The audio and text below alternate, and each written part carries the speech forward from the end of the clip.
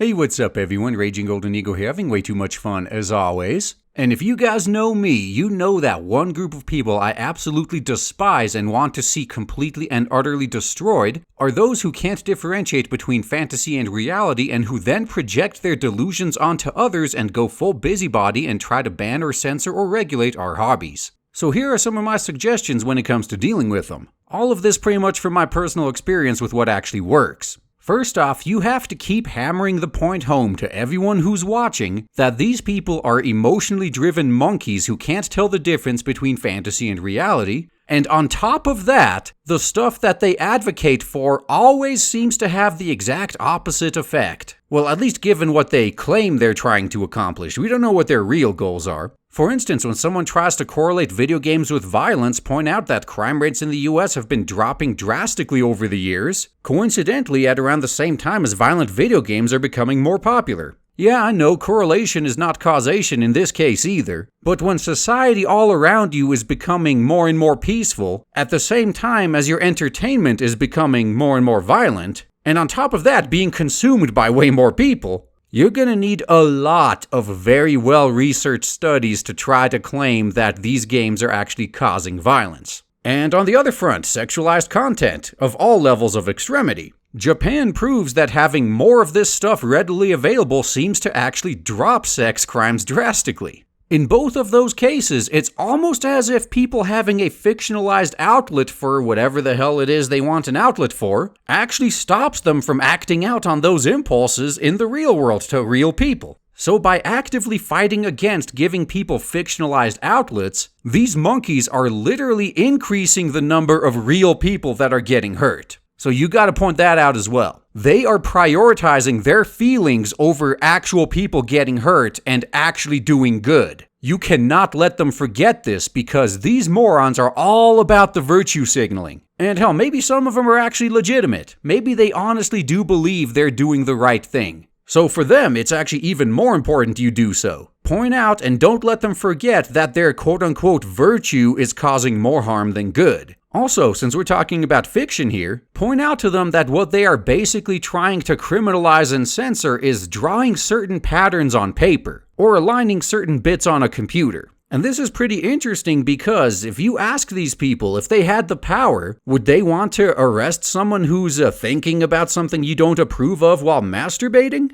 When it comes to some things, I'm quite sure a lot of these people would say yes. If they had the power, they literally would punish you for what you think about. This shit is not just bordering on thought crimes anymore, it is a thought crime. Anything when it comes to fiction can only ever be a thought crime. Also, another thing that works pretty well, just keep throwing around one of my favorite lines that I kind of stole and co-opted from the gay rights movement. What one consenting adult does in the privacy of his own home by himself is no one else's business. I have never seen anyone come up with a good response to that. And when you're busting out all these truth bombs, do not let these idiots change the subject either. If you see them trying to, just force them back on topic. Force them to address you before you allow the conversation to move on to something else. And if they keep doing it, then just say, oh, okay, well, if you want to move on to another topic, I will consider this as you forfeiting this one and we can move on. Because I can guarantee you, the only thing they can come up with is, it's nasty and I don't like it, basically.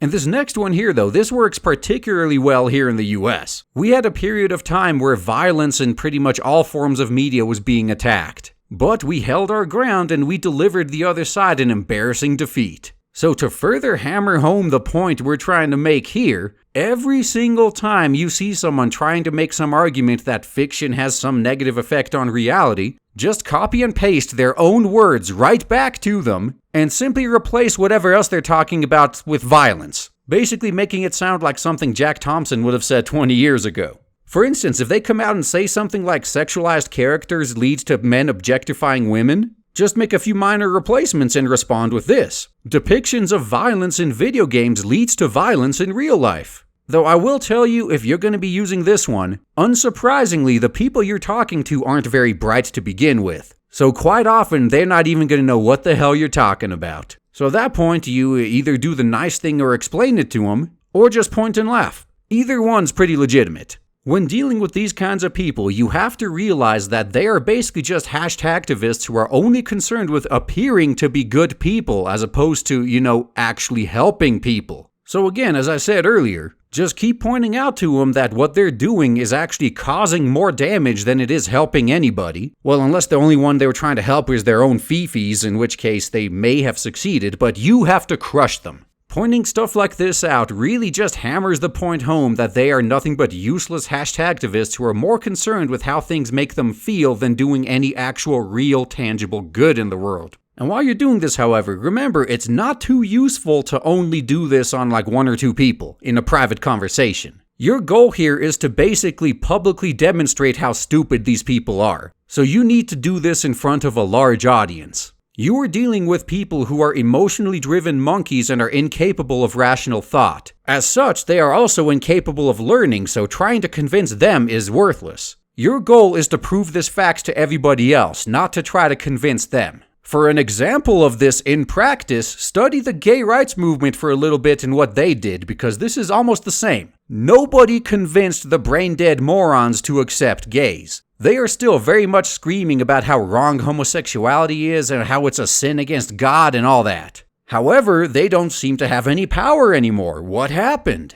Well, what happened was the gay rights movement strategically appealed to the general public and got their acceptance over the course of a few years. A big part of that appealing process was not just pointing out that gay guys are just like regular guys, but at the same time as doing this, that further reinforced that the opponents they were dealing with are basically just brain-dead savages. And this is the same type of stuff you need to be dealing with when you're dealing with censors and busybodies. The vast majority of normal people out there I often hear saying something along the lines of, well, I find that personally disgusting myself, but hey, to each their own, as long as they're not hurting me, they can do what they want. It's this crowd that we are trying to convince. If something is not even real, busybodies need to be told to fuck off and leave it alone, regardless of what it is. Again, as I said earlier, what one consenting adult does in the privacy of his own home by himself is nobody else's business. That is something everyone with a functional brain can get behind.